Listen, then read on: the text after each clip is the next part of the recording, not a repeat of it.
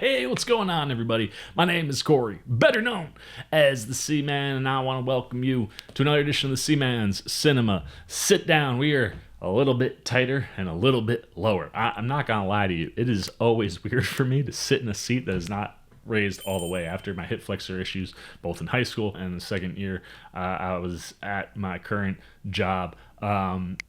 It's hard for me to sit low, but for you, I'll always do it, man. We dropped a little bit, we zoomed in, we've got ourselves ready to watch some trailers. We just watched the second official trailer for Furiosa, a Mad Max saga. If you want to see my reaction to that upcoming George Miller film, you can see it right up there. I'm very excited. But I'm also very excited for this movie. And it's not necessarily because this sequel is coming from a stellar first movie. However, I thought it was a pretty freaking fantastic concept. And at least the kills were dope.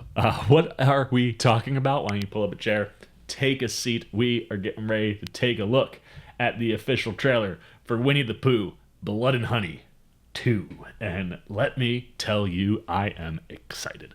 Look, it's one of these things where when the first Winnie the Pooh, Blood and Honey came out, I was just here for the concept. You know, this is material that's now landed in public domain, and there were people chomping at the bit, waiting patiently for these different Disney entities. There seems to be a lot of those, but just all sorts of different characters that hit public domain. And look, the first movie's not great. It's got some of the worst acting that I have seen in any movie in like the last 5 to 10 years. Like, the acting is really bad. The set design and the costumes are not great, right? Like Winnie the Pooh, it's just a rubber mask with rubber hands, and the same goes for Piglet. But it was the idea, you know. You had a super low budget and this wild horror story of like, if Christopher Robin left the 100-Acre Wood, which is always something that was going to happen, what happened to these characters that need his love? And without Christopher Robin to lead them, they turn into feral, raging monsters. And they're on a revenge kick looking for old, Christopher Robin in that first one. And, not everything was there, but when you're working in a low budget, I'll forgive the costumes, I'll forgive some of the set design. The fact of the matter is what we got with that first Winnie the Pooh and Blood and Honey was a pretty wild slasher flick with really solid suspense horror sequences. Like, the kills in that movie were bonkers at times. There's at least one kill that is burned into my brain because I've never quite seen anything like that, and I feel like most of the budget probably went into that shot. But it was one of these where it's like, you know what, you got some folks taking a chance, doing something that they wanted to do, that they were really passionate about. And while the movie was not perfect, it provided enough of that, like, it's so bad it's good type stuff. And now you have an actual budget. You've got fur on these characters, like costume designs. They look a little bit more real and less like someone in a rubber mask. And I'm honestly here to see what you get next. I'm just looking for, like, this is not a franchise where I'm looking for good movies. I am just looking for a wild horror ride, and that's what I got with the first one. And considering the images that we've seen and the inclusion of Tigger, because now he's public domain, and Owl, I think we could be in for just as wild a ride. So look, this drops, I believe, on Wednesday for a limited run. I will be in theater again to see this one and then talking it to you. But before we get there, I had to take a look at what we were getting past the still images that I've seen. So let's not waste any more time. Let's get the trailer up. Let's scooch my cell phone back a little bit, and let's take a look at what we are getting with the official trailer. I can't believe that this is real, but I love it. For Winnie the Pooh, Blood and Honey 2.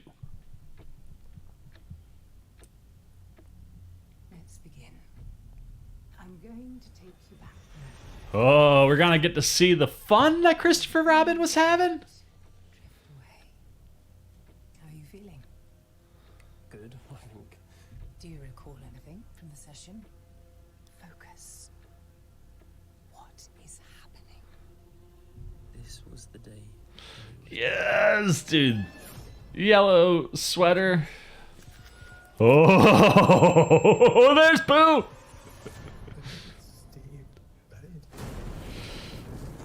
Rising from the dead, and he's brought new friends.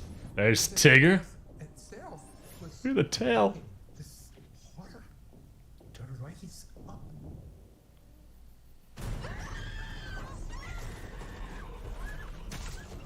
Oh!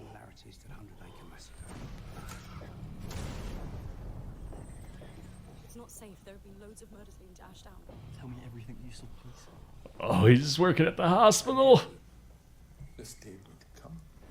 Did you know?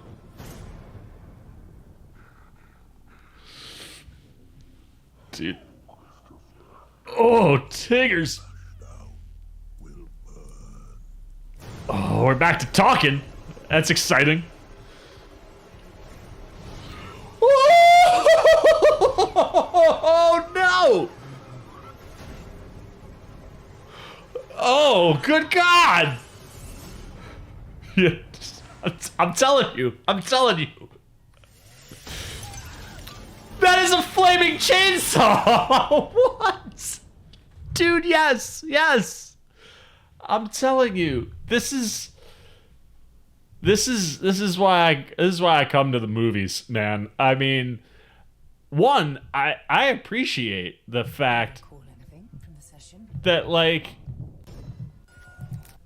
What is like the first shot of Pooh that we get.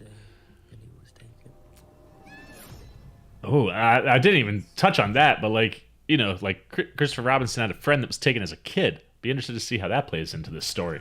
But I really dig that, yes, you see the new look of Pooh. He's back. But, like, there's... Tigger looks so freaking good. But I love that they didn't... Did I miss it? I did miss it. Like, they're not shying away from the designs of the first movie. Like, it's almost like Pooh getting fur on his mask is like a level up to a degree. Because when they mention the 100 Acre Wood Massacre, they go to this shot where this looks like young Christopher Robin. And this is who Chris was hanging out with. Kid's got some terrifying imaginary friends that are not imaginary. They're real. But like you can see here, like that looks like the original mask.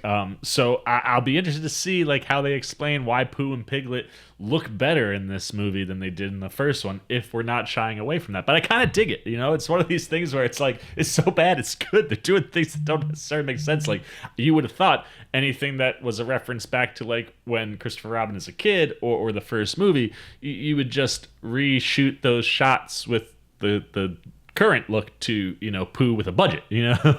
But like we still get Pooh without a budget, which is kind of fun. But I love that they're not shying away from like where this movie came from, and then like you're just giving me wild horror images like like carrying the bear trap. Tigger looks, and that like the voices are creepy, and then like this just looks like like ripping the head right off of a human, like the blood, the gore, flaming chainsaws, like dude, right? Look at this, right? Dude, like here, like that looks like Pooh running on all fours.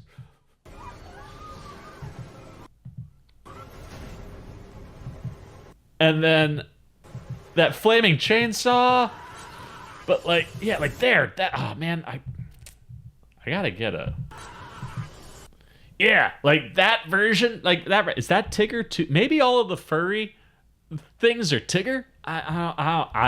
Who cares? I don't care. It's just like, at the end of the day, they're just willing to go to wild places. And one of the things I love about horror movies is that you can have bad horror movies, but if you got someone who's willing to come up with at least interesting ways to off the characters that are in the movie, I'm here for it, man. And this just looks wild. I mean, there definitely feels like there's some more animalistic, like natural movements to the character, so like that's cool. But yeah, I mean, bigger budget, looks like you're gonna have some bigger kills, better costumes, and just more eerie creepiness for the world of Winnie the Pooh. Who's really mad at that? You know, I mean, I'm sure there's some people who grow up Winnie the Pooh like, that is not how you play with my Pooh Bear. Well, this isn't your Pooh Bear. This is the group of people who made this movie. This is their Pooh Bear, and it's terrifying looking. And yeah, look, I don't have high hopes that this is going to be drastically better than the first one, but just give me interesting things to talk about afterwards. I don't care how. I mean, like I said, like just getting me to a place where like I've got a chainsaw, which is good enough on its own. But, like, you're setting it on fire to come after Christopher Robin inside of a car. Like, let's go. Maybe Grogu and the sunflower were not the right shirt choice for this trailer, but, like, I'm here. I'm here for it. I don't know. I'm going to shut up. I'm going to flip it over to you. What do you guys think of all this public domain, stuff that's happening? You know, in the year that Winnie the Pooh, Blood and Honey came out, we had a Grinch movie. Now, because Steamboat Willie is public domain, not the same group of folks, although I do believe they're working on a Bambi movie like this too, which is, I don't even know how you do a Bambi movie like this, but I'm here to watch a version of a movie where Bambi goes after the guy who killed his mom. But, this year, I believe Steamboat Willie made it to public domain, and these guys aren't, but there's at least one, if not two different properties that could involve, like, a Steamboat Willie killer. So where do you land on public domain and horror movies using these characters that are typically not in the horror space? Do you think it's fun? Do you find it offensive? If you do find it offensive, I apologize that I'm having so much fun for it, but I'm here for these wacky, crazy things, specifically in the world of horror. Like, if you were trying to create, like, a drama out of this, probably wouldn't think twice about it. But in the world of horror, this is a realm that I'm okay with. So are you okay with it? And then, with what we're getting, did you see the first Blood and Honey? What'd you think of that? And did you think that it was worth a sequel? And now that we have one, what's working and not working here? Does this look as bad on paper as the first one? Do these kills look like they are indeed upping the ante and maybe will be more entertaining than the first one? Are you stoked for a wild, feral Tigger? Anything you got, good, bad, indifferent, on Winnie the Pooh, Blood and Honey 2, the official trailer, put it down below in the comment section. I look forward to talking to you down there. As always, if you enjoyed this video, please give me a thumbs up. And if you're new, you want to come hang out with the C-Man anytime we're talking movies, TV, trailer reactions, you want to be here with me Wednesday after we see Winnie the Pooh, Blood and Honey 2. That rhymes. I would have played with that in the trailer, like would have made up a theme. I'm good enough trailer. You want to see my thoughts though on Wednesday. You want to show a little love and support you haven't. Well, come join C-Maniac Nation. You can do all those things simply by jumping over there, hitting that subscribe button, hit that little bell if you want those alerts. And until next time for the C-Man's Cinema Sit Down. I've been the C-Man. I'm signing off. Peace.